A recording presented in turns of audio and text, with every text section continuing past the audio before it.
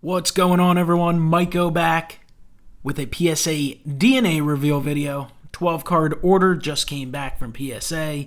Thrilled to get it back. Always enjoy the PSA DNA orders. This is just autograph authentication, no grades of any kind. But when you collect cards that you get signed, whether it's through the mail or in person, or you've purchased a card that was someone else got signed, it's always great to get them slabbed. They look awesome encased, and it's also good to have that peace of mind with the authentication that comes along with it. You do have the option to get either cards and or autographs graded. I've done it in the past to a small degree, but for me it's all about ensuring that the autograph's authentic and kind of enhancing the overall appeal of the card. So 12 cards, I think 8 are mine and 4 were from my friend Dustin Bellinger. So check out his channel. He is here on YouTube. Dustin Bellinger, wealth of knowledge in the community. So check his channel out. His first card did come back, not holdered. Sport Kings Roberto Alomar. So pretty much they're not saying that the autograph isn't authentic. They are just unable to authenticate the card itself. I think this is, not one of the name brand type of cards. So unfortunately, that one was not holdered up. Next up, we have a Brooks Robinson 1999 Topps Hall of Fame. PSA DNA certified authentic. Really cool looking card. Brooks Robinson, obviously Hall of Fame third baseman for the Baltimore Orioles. You got that Hall of Fame plaque. Blue autograph. Cool card there for Dustin. He's also got a Bob Feller from 1992 MCI Ambassadors. So that's a neat one there. Signed there in black Sharpie.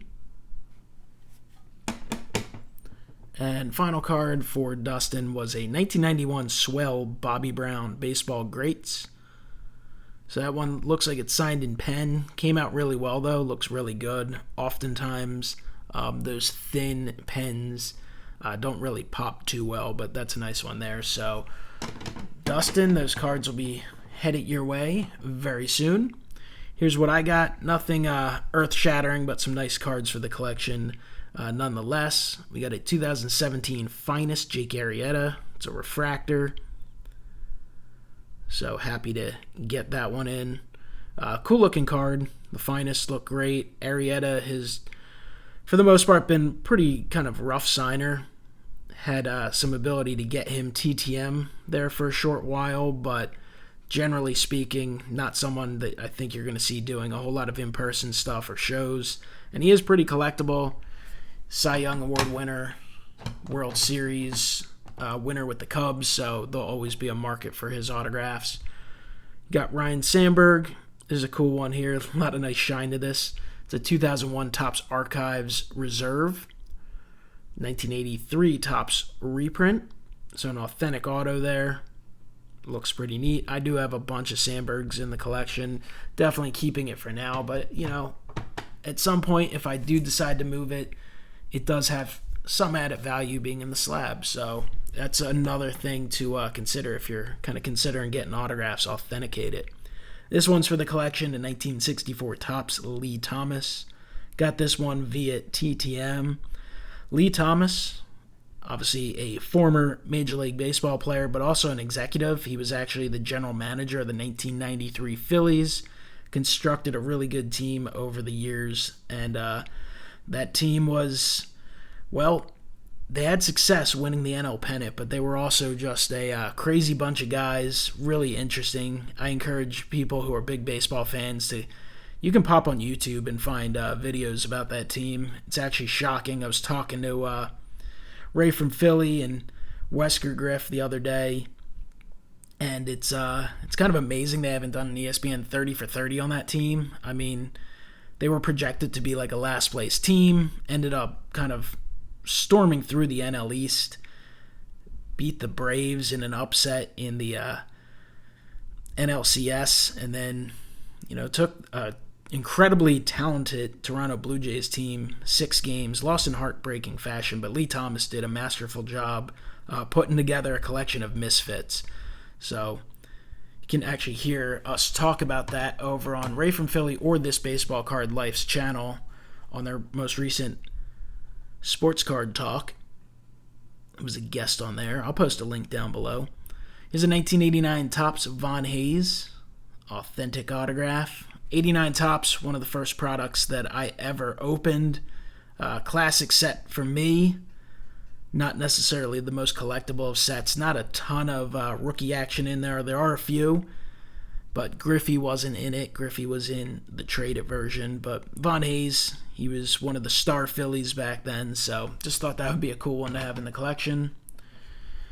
We got Nick Williams. He's one of the pieces that came back in the Cole Hamels trade a few years ago. Actually played pretty well in his time with the Phillies. He's still an active member of the team, but I don't know how much of a future he has. He pretty much got, after the Bryce Harper signing, lost his spot. Fully expected him to get traded last year. Did not happen. Got this one in person in Lehigh Valley at an Iron Pigs game, so just one of those that was kind of a cool memory, going to the game that day with some friends and such, so thought I'd like to get that encased for the collection. Big Allen and Ginter fan, so Billy Williams, Ginter here. Anytime you can get a Ginter in a holder, it definitely looks amazing, so happy about that. I actually have a giant order of all my Allen Ginters that weren't slabbed of prominent players, like probably about 80 or 90 of them out right now, so that's going to be a little bit of a wait, but that should be a fun reveal when that comes back.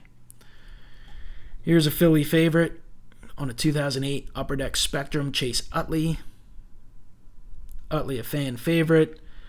Great sabermetric numbers.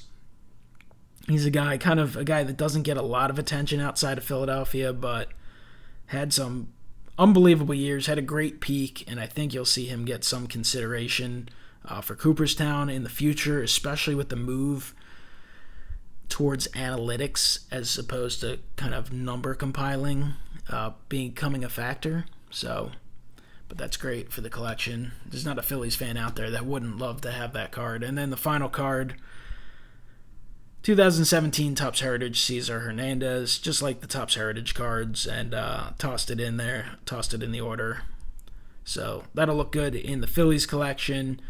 Obviously, one of those types of cards that you get slabbed up, and it's great for your collection. And there's always a market for team cards, but obviously the secondary market on a card like that is not very good. But that's the order. PSA DNA, a lot of fun. Definitely have had a good time getting stuff authenticated by PSA DNA, and look forward to doing some in the future as well. You have Beckett Authentication as well. Beckett BAS, they're actually really good. I fully trust. I have no problem buying their stuff. Their authentication team is amazing there. I'm not a big fan of their slabs and really not a big fan of their labels, but they're another option out there. But PSA DNA, they do a good job. It definitely takes a while, though. Not a fast turnaround. I don't remember offhand when this was sent in. I don't have the paperwork here, but this was definitely out for months, probably about 4 months. So comment below, let me know what you think of the autographs, the cards, and collecting autographs via TTM, in person, however you do it. Getting them certified and slabbed is always a good time, so let me know what you think, and I'll talk to you next time. Have a great one.